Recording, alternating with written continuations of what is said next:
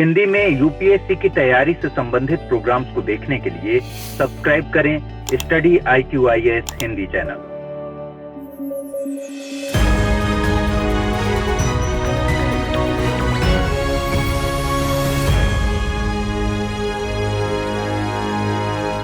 हाल ही में one health joint plan of action launch किया गया। इसके जरिए इंसानों, जानवरों, पौधों और पर्यावरण के खतरों को कम करने पर काम किया जाएगा। इसे 4 संस्थाओं ने मिलकर जारी किया है। इन संस्थाओं में FAO यानी Food and Agriculture Organization of the United Nations, UNEP यानी the United Nations Environment Programme, WHO यानी वर्ल्ड हेल्थ ऑर्गेनाइजेशन और OIE यानी the World Organisation for Animal Health के द्वारा जारी किया गया है।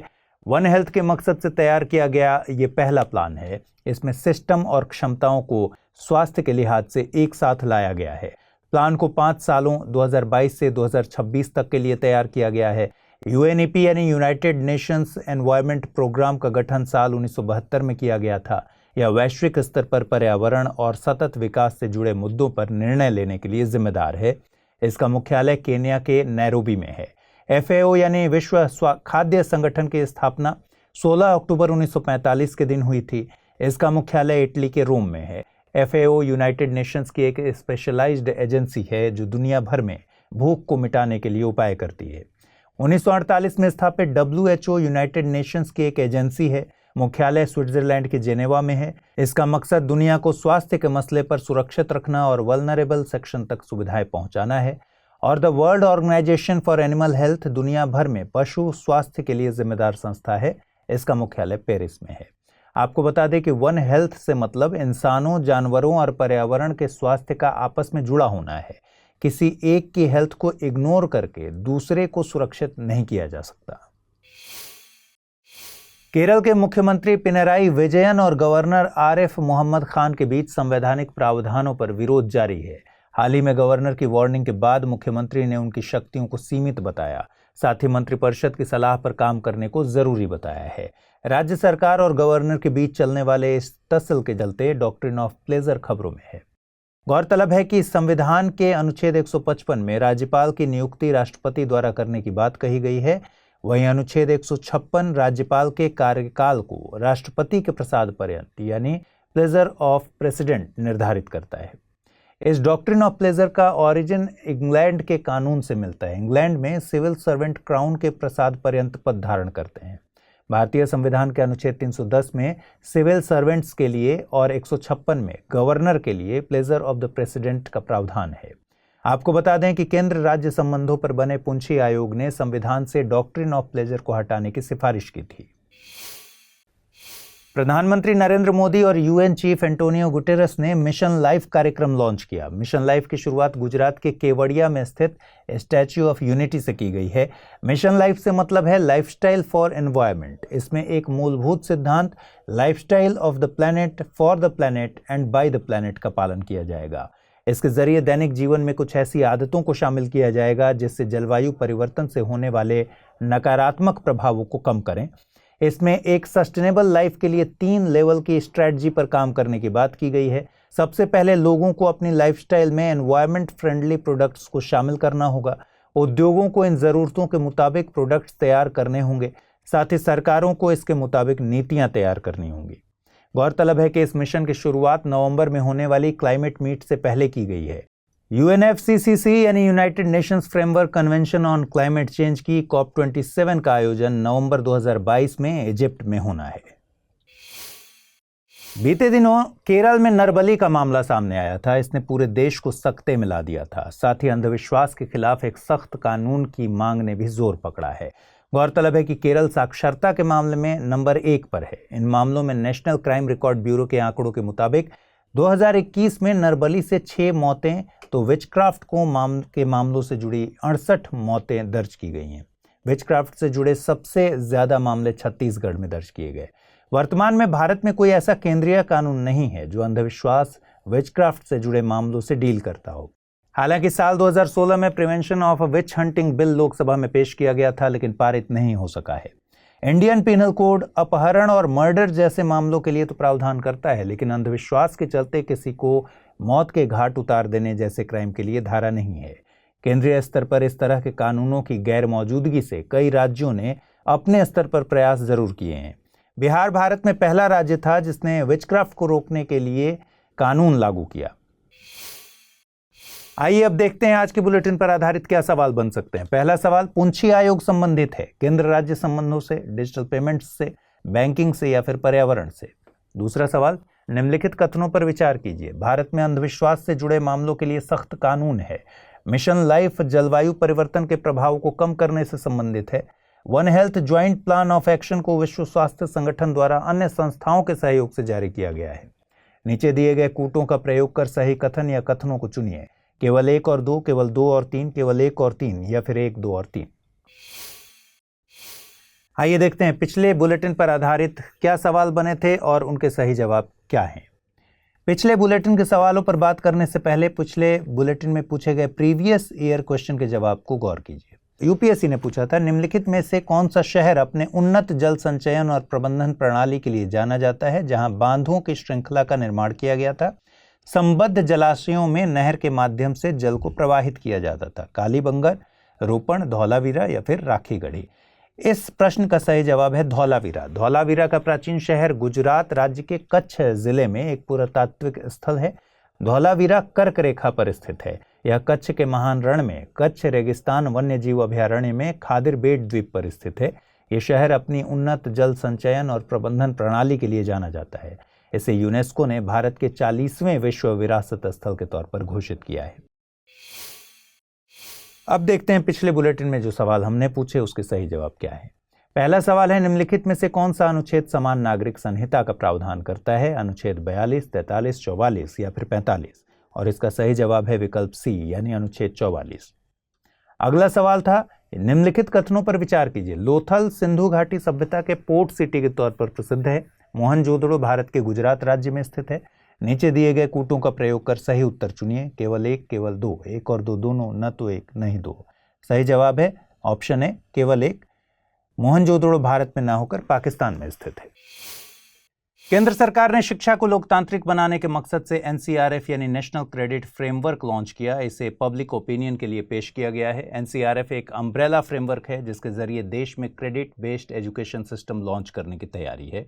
इसमें विद्यार्थियों के क्रेडिट एक ABC यानी एकेडमिक बैंक ऑफ क्रेडिट में स्टोर किए जाएंगे। एकेडमिक बैंक ऑफ क्रेडिट से मतलब है एक डिजिटल स्टोर हाउस जिसमें आपके एकेडमिक्स के मार्क्स को स्टोर किया जा सकता है। इसमें विद्यार्थी का अपना डिजिटल अकाउंट होगा। इसके जरिए विद्यार्थी ने जिस कॉलेज या यूनिवर्सिटी में एनरोल किया है वहां पर 50% कोर्स पूरा करना अनिवार्य है। उसके बाद का कोर्स किसी दूसरे कॉलेज या यूनिवर्सिटी से पूरा किया जा सकता है।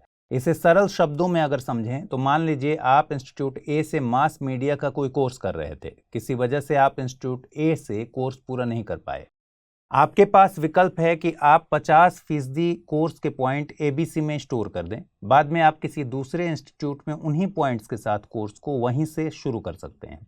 इससे एकेडमिक्स में कई तरह के लाभ होंगे, जैसे स्टूडेंट मोबिलिटी, एकेडमिक फ्लेक्सिबिलिटी और विद्यार्थियों को अपने लर्निंग पाथ का चुनाव करने का मौका खुद को मिलेगा। चलिए आगे बढ़ें। इन दिनों खबरें चल रही हैं कि सरकार जल्द ही GM मस्टर्ड को मंजूरी दे सकती है। माना जा रहा है कि जेनेटिक इंजीनियरिंग अप्रेजल कमेटी जल्द ही पूरी रिसर्च के बाद इस पर अपनी हामी भर देगी। अनुमति मिलने के बाद भारत में GM सरसों की वाणिज्यिक खेती की जा सकेगी। जेनेटिक इंजीनियरिंग अप्रेजल कमेटी पर्यावरण मंत्रालय के तहत एक सांविधिक समिति है।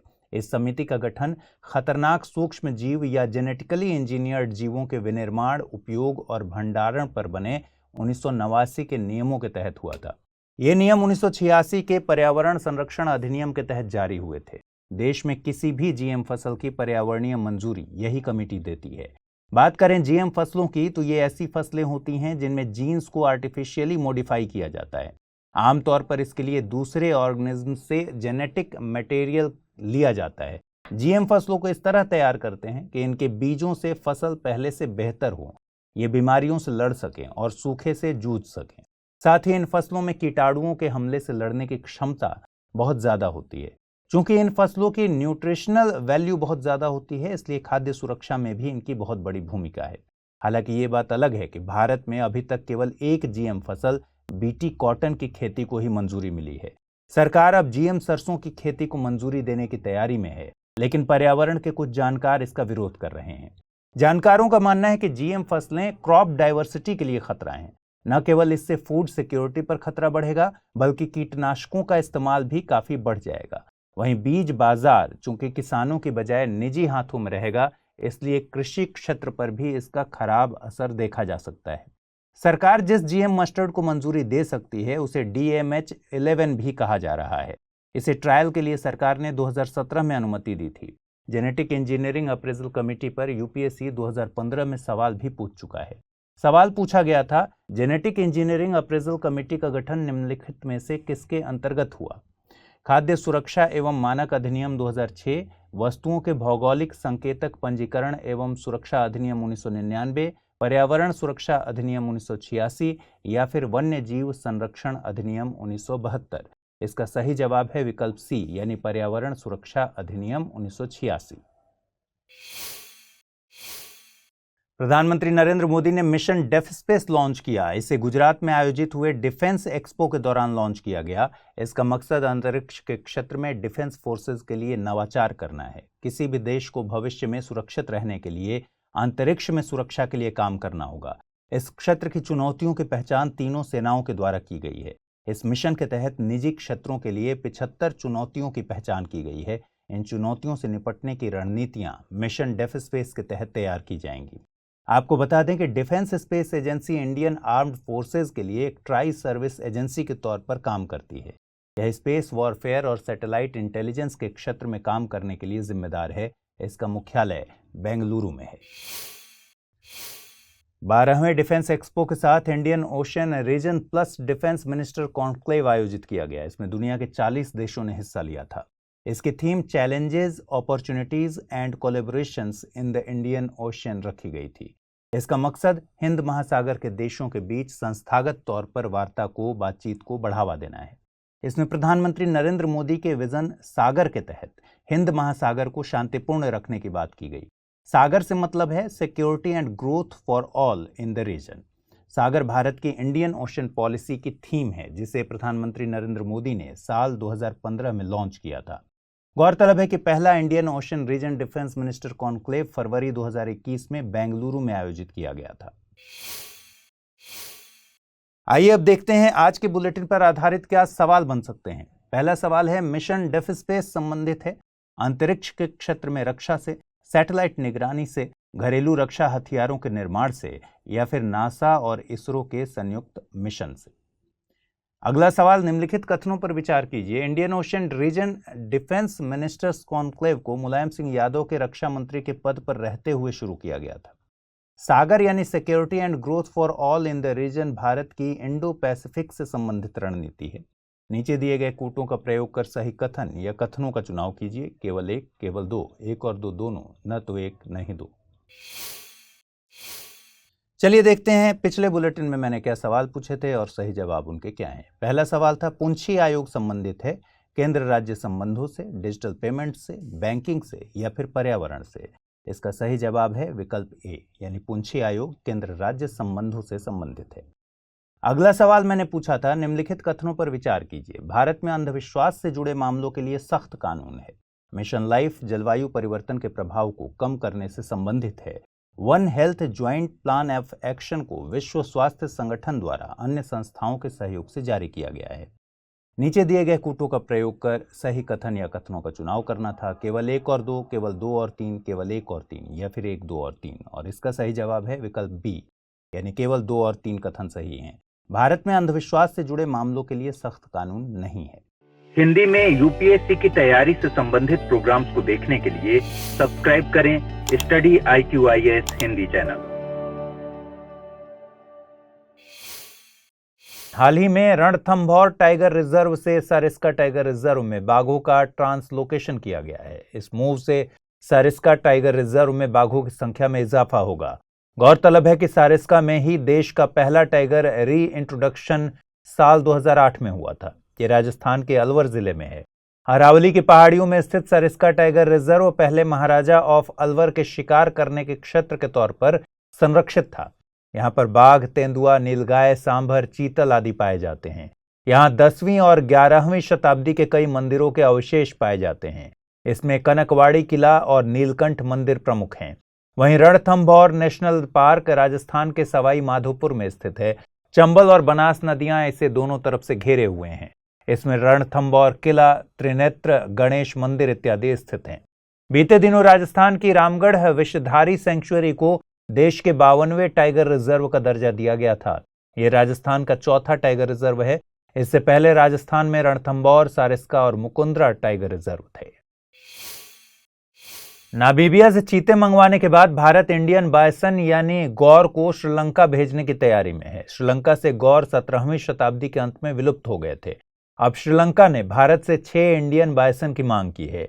इस प्रस्ताव के मंजूर होने के बाद वाइल्ड लाइफ डिप्लोमेसी के तहत भारत और श्रीलंका के बीच होने वाला पहला समझौता होगा।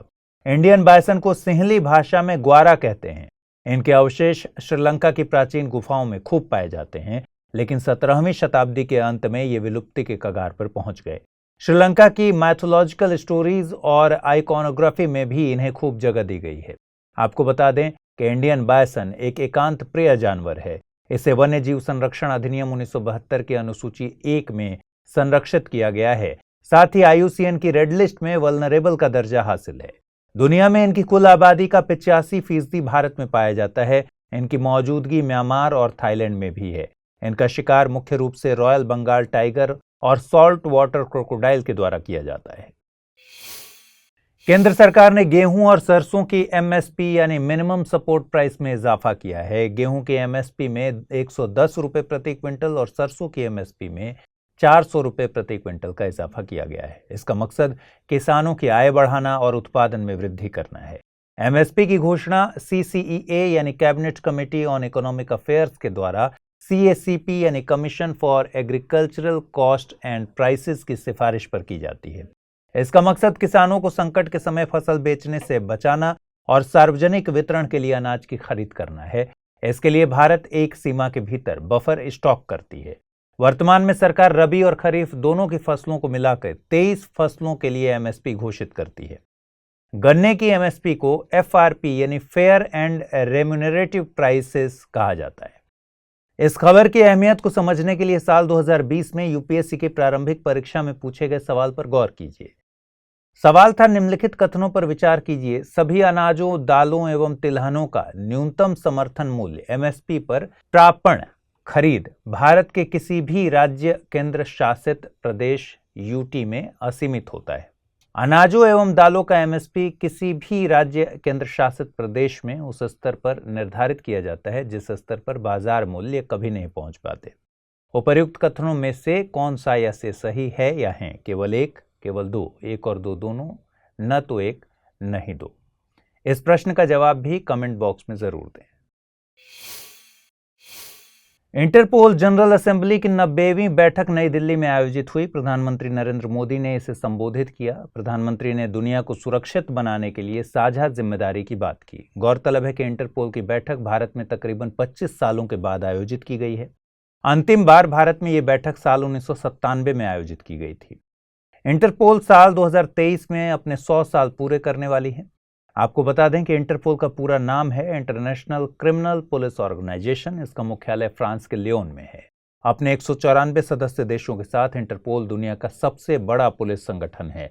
भारत इसके सबसे पुराने सदस्यों में से एक है। भारत 15 अक्टूबर 1949 से इसका सदस्य है।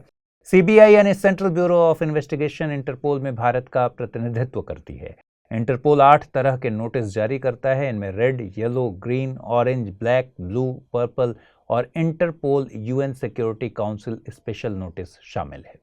रेड नोटिस वांटेड पर्संस के लिए, येलो मिसिंग पर्संस के लिए, जबकि ब्लू अतिरिक्त जानकारी के लिए जारी की जाती है। इसके अलावा ब्लैक पहचान न हो पाने वाले शवों के लिए और ग्रीन वार्निंग एंड इंटेलिजेंस के लिए जारी होता है।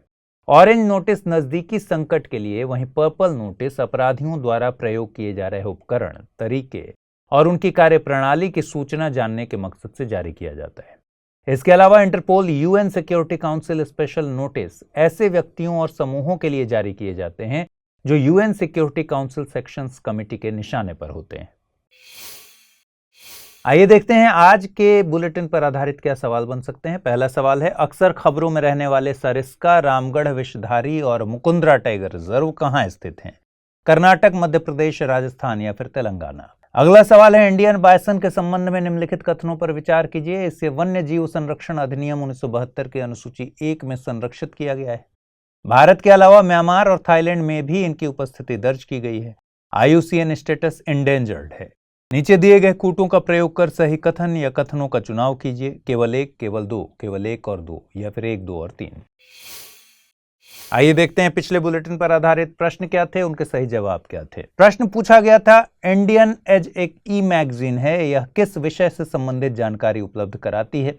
भारतीय सेनाओं से, उर्वरकों से, खनिजों से या फिर भूविज्ञान से? और सही जवाब है उर्वरकों से, ऑप्शन बी। अगला सवाल था, खाद्य एवं कृषि संगठन FAO के संदर्भ में निम्नलिखित कथनों पर विचार कीजिए। यह दुनिया का सबसे बड़ा मानवीय संगठन है जो कि भूख मिटाने के प्रयास करने के साथ खाद्य सुरक्षा को बढ़ावा देता है। यह संयुक्त राष्ट्र यानी यूनाइटेड नेशंस की एक विशेष एजेंसी है। इसने वैश्विक रूप से महत्वपूर्ण globally important agricultural heritage systems GIAHS की शुरुआत की। ऊपर दिए गए कथनों में से कौन सा ये से सही है या है? केवल एक और तीन, केवल दो और तीन, केवल दो, या फिर एक, दो और तीन? और सही जवाब है ऑप्शन बी, क्योंकि पहला कथन वर्ल्ड फूड प्रोग्राम के बारे में है, न कि FAO के लिए। वर्ल्ड हेल्थ समिट का आयोजन जर्मनी के बर्लिन में किया गया। इस मौके पर पोलियो के उन्मूलन के लिए वैश्विक नेताओं के बीच $2.6 बिलियन की फंडिंग की सहमति बनी है। पोलियो उन्मूलन के लिए GPEI यानी global polio eradication initiatives 2022-26 strategy पर काम किया जाएगा।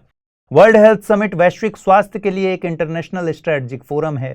16 से 18 अक्टूबर 2022 के बीच आयोजित हुई ये पहली समिट है जो WHO के साथ आयोजित की गई थी। वर्ल्ड हेल्थ समिट के अध्यक्ष अलेक्स R. प्रीज हैं। ये WHO के इतर एक फोरम है। गौरतलब है कि US centre for disease control and prevention के मुताबिक पोलियो एक खतरनाक बीमारी है जो तंत्रिका तंत्र को प्रभावित करती है। इसका वायरस संक्रमित व्यक्ति के मल में रहता है, इसलिए हाथों की सफाई का ध्यान न रखने पर दूसरों को भी संक्रमण हो सकता है। पोलियो का वायरस इंटेस्टाइन में मल्टीप्लाई होता है, जहां से यह नर्वस सिस्टम को संक्रमित करता है और पैरालिसिस का कारण भी बन सकता है।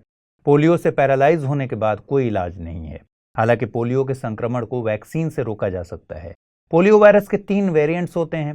किसी देश को पोलियो मुक्त घोषित करने के लिए इन तीनों प्रकारों का वाइल्ड ट्रांसमिशन रुकना चाहिए। उन्मूलन यानी इरेडिकेशन के लिए वाइल्ड और वैक्सीन डिराइव्ड पोलियो के मामले 0 होने चाहिए। 27 मार्च 2014 को WHO द्वारा भारत को पोलियो मुक्त देश का सर्टिफिकेट दिया गया था। प्रधानमंत्री नरेंद्र मोदी ने गुजरात यात्रा के दौरान NMHC यानी नेशनल मैरीटाइम हेरिटेज कॉम्प्लेक्स का निरीक्षण किया। गौरतलब है कि NMHC का निर्माण गुजरात के लोथल में किया जा रहा है। लोथल सिंधु घाटी सभ्यता के दक्षिणतम शहरों में से एक है। माना जाता है कि स्पोर्ट सिटी का निर्माण 2200 BC के दौरान हुआ था।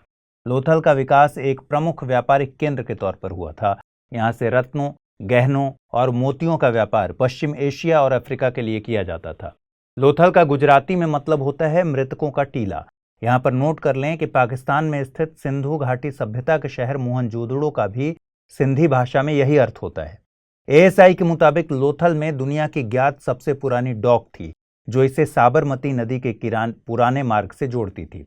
नेशनल इंस्टीट्यूट ऑफ ओशनोग्राफी ने यहाँ पर मरीन माइक्रोफॉसल्स, जिप्सम और सॉल्ट क्रिस्टल्स की भी खोज की है, जिससे पता चलता है कि यहाँ पर कभी समुद्री पानी की पहुंच रही है। आपको बता दें कि लोथल को यूनेस्को वर्ल्ड हेरिटेज लिस्ट के लिए साल 2014 में नॉमिनेट किया गया था। अभी ये यूनेस्को की टेंटेटिव लिस्ट में दर्ज है। इस खबर की अहमियत को समझने के लिए साल 2021 में UPSC की प्रारंभिक परीक्षा में पूछे गए एक सवाल पर गौर करिए। निम्नलिखित में से कौन सा शहर अपने उन्नत जल संचयन और प्रबंधन प्रणाली के लिए जाना जाता है, जहां बांधों की श्रृंखला का निर्माण किया गया था, संबद्ध जलाशयों में नहर के माध्यम से जल को प्रवाहित किया जाता था? कालीबंगा, रोपड़, धौलावीरा या फिर राखीगढ़ी? चलिए आगे बढ़ें। पहले से ही फॉरेन एक्सचेंज रिजर्व में भारी कमी का सामना कर रही RBI ने 11 सालों में सबसे कम फॉरवर्ड प्रीमियम दर्ज किया है। फॉरवर्ड प्रीमियम दर से मतलब भारत और USA के बॉन्ड की ब्याज दरों में अंतर से है। ये एक ऐसी स्थिति होती है जिसमें किसी मुद्रा की फॉरवर्ड या future exchange rate spot rate यानी वर्तमान कीमत से ज्यादा होती है। इस दर के अंतर में कमी आ रही है क्योंकि यूएसए का फेडरल बैंक आरबीआई के मुकाबले ब्याज दरों में तेजी से इजाफा कर रहा है। Forward premium rate currency depreciation के बारे में संकेत के तौर पर काम करती है। इससे पता चलता है कि करेंसी किस डायरेक्शन में जा रही है। गौरतलब है कि डॉलर लगातार मजबूत हो रहा है। ऐसे में आरबीआई विदेशी मुद्रा बाजार में दखल करके रुपए की कीमत में होने वाली अस्थिरता को रोकने का प्रयास कर रही है। हाल ही में कानून मंत्रालय ने सुप्रीम कोर्ट में एक हलफनामा दायर किया था। इसके मुताबिक सरकार संसद को यूसीसी यानी समान नागरिक संहिता पर कानून बनाने के लिए निर्देश नहीं दे सकती। किसी विषय पर कानून बनाना संसद का काम है। सरकार इस मुद्दे को 22वें विधि आयोग के सामने भी रखेगी। गौरतलब है कि राज्य के नीति निदेशक तत्व के अनुच्छेद 44 में भारत के समस्त राज्य क्षेत्र में नागरिकों के लिए एक यूनिफॉर्म सिविल कोड के लिए प्रयास करने की बात की गई है। यूनिफॉर्म सिविल कोड से मतलब है कि भारत के लिए एक कानून होगा जो सभी धार्मिक समुदायों के विवाह, तलाक, गोद लेने और विरासत जैसे मुद्दों पर लागू होगा। वर्तमान में अलग अलग धर्मों के लोग इन मामलों में पर्सनल लॉज से शासित होते हैं। यूसीसी को संविधान के नीति निदेशक तत्वों में शामिल किया गया है, इसलिए ये केवल गाइडलाइंस हैं, इन्हें लागू करना बाध्यकारी नहीं है। आपको बता दें कि विधि आयोग एक गैर सांविधिक संस्था है। इसका गठन कानून मंत्रालय द्वारा एक नोटिफिकेशन जारी करके किया जाता है। 22वें विधि आयोग के गठन का नोटिफिकेशन फरवरी 2020 में जारी किया गया था, लेकिन इसके अध्यक्ष और सदस्यों की वैकेंसी अभी तक भरी नहीं गई है। आइए अब जल्दी से देखते हैं आज के बुलेटिन पर आधारित क्या सवाल बन सकते हैं। पहला सवाल है, निम्नलिखित में से कौन सा अनुच्छेद समान नागरिक संहिता का प्रावधान करता है? अनुच्छेद 42, अनुच्छेद 43, 44 या फिर 45। अगला सवाल है, निम्नलिखित कथनों पर विचार कीजिए। लोथल सिंधु घाटी सभ्यता के पोर्ट सिटी के तौर पर प्रसिद्ध है। मोहनजोदड़ो भारत के गुजरात राज्य में स्थित है।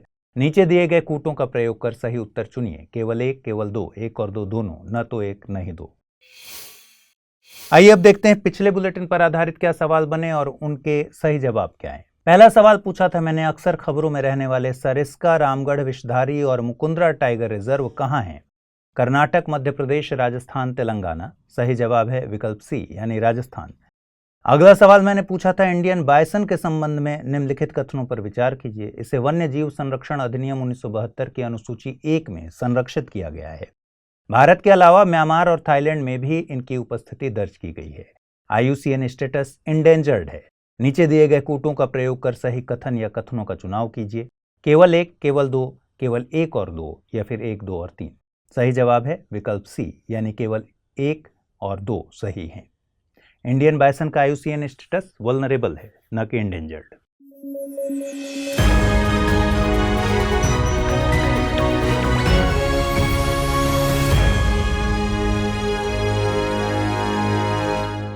हिंदी में यूपीएससी की तैयारी से संबंधित प्रोग्राम्स को देखने के लिए सब्सक्राइब करें स्टडी IQIS हिंदी चैनल।